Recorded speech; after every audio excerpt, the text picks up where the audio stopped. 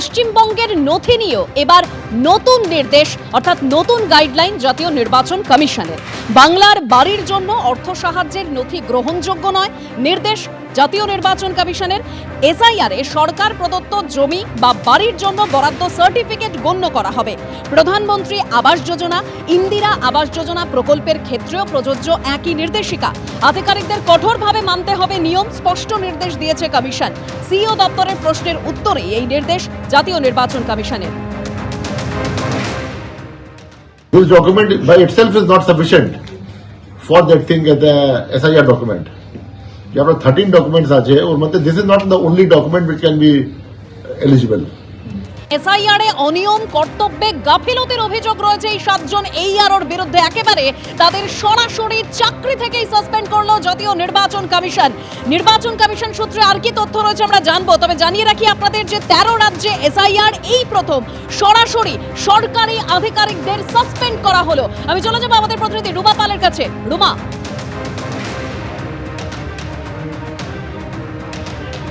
দেখো, কমিশন জানাচ্ছে যে 2000 সালে সুপ্রিম কোর্টের রায় অনুযায়ী এটা হয়েছে এবং সেক্ষেত্রে বলে রাখি যে সেই সময় কেন্দ্রের ডিওপিটি এবং রাজ্য সরকার এবং ইসিআই এর মধ্যে একটা চুক্তি হয়েছিল এবং সেক্ষেত্রে চুক্তিতে বলা হয়েছিল যে ইসিআই প্রয়োজন হলে এই ধরনের একদম সরাসরি কিন্তু সাসপেনশন করতে পারে এবং সেই ক্ষেত্রে কিন্তু সেই সুবাদেই কিন্তু এই ধরনের সরাসরি সাসপেনশন হয়েছে।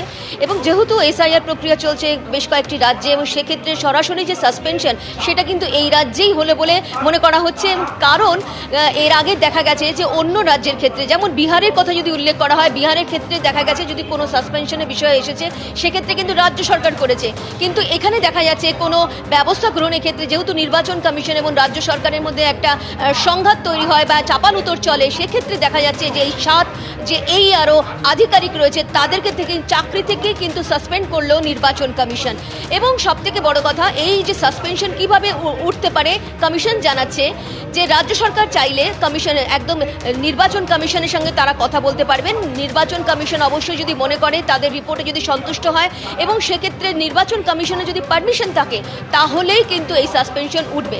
অর্থাৎ একদম এই রাজ্যের ক্ষেত্রে কিন্তু সরাসরি চাকরি থেকে সাসপেন্ড করলো নির্বাচন কমিশন। এবং কি বক্তব্য তাদের? বক্তব্য এই যে আধিকারিক, এই যে এইআরওরা রয়েছেন, যাদের নাম আরও একবার বলে দিচ্ছি, সেফাউর রহমান, তিনি অ্যাসিস্ট্যান্ট ডিরেক্টর কৃষি দপ্তর এবং শামশেরগঞ্জের, এবং নীতিশ দাস রাজস্ব কর্মকর্তা ফারাক্কার, এবং ডালিয়া রায়চৌধুরী মহিলা উন্নয়ন অফিসে ময়নাগুড়ি, শেখ মুর্শিদ আলম এডিএ সুতি ব্লক, শ্রী সত্যজিৎ দাস যুগ্ম বিডিও, জয়দেব কুণ্ডু এফইও, দেবাশিস বিশ্বাস যুগ্ম বিডিও দেবরা।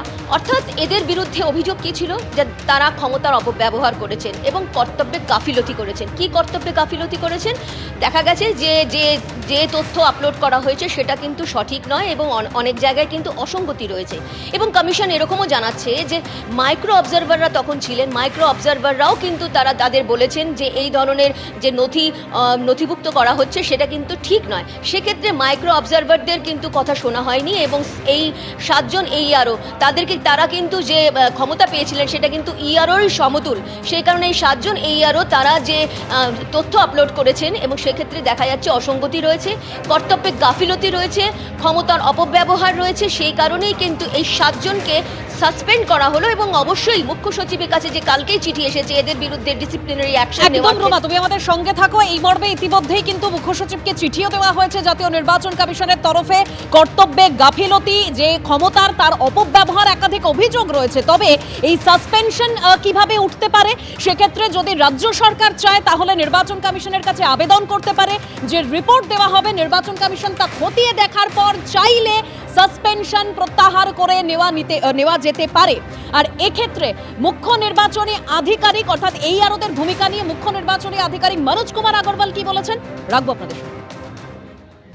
প্রত্যেক ডকুমেন্ট যে উনি আপলোড করছেন ওটা বিএলও থেকে নিয়ে, ইআরও থেকে নিয়ে, ডিও থেকে নিয়ে, সিইও থেকে নিয়ে আর ইসিআই থেকে নিয়ে, অ্যান্ড ওখানে আইটি সেটআপ যে ইসিআই আছে খুবই স্ট্রং আছে, অ্যান্ড ওখানে মাল্টিপল চেকিং হয়, আমাদের অফিসে মাল্টিপল চেকিং হয়, ডিও থেকে মাল্টিপল চেকিং হয়, অনেক জিনিস যে আছে রেড ফ্ল্যাগ হয় সফটওয়্যার থেকে, যখন ইনকনসিস্টেন্সি থাকে, যেখানে ডকুমেন্ট ঘাটতি থাকে, আর তারপরে ওটা ম্যানুয়াল চেকিংও হয়। তো আমি এটাই বলছি কি যেটা আছে অ্যাজ পার রুল রেগুলেশন কাজ করাই বেস্ট আছে। এখনো যত এন্ট্রি হয়ে গেছে ওটা রিভিউ করে নেবেন, যত ডিসপোজাল আছেন রিভিউ করে নেবেন। টাইম আছে, time is there up to 21st, and it is better to exercise all the powers as per the law and guidelines. ABP Ananda, এগিয়ে থাকে, এগিয়ে রাখে।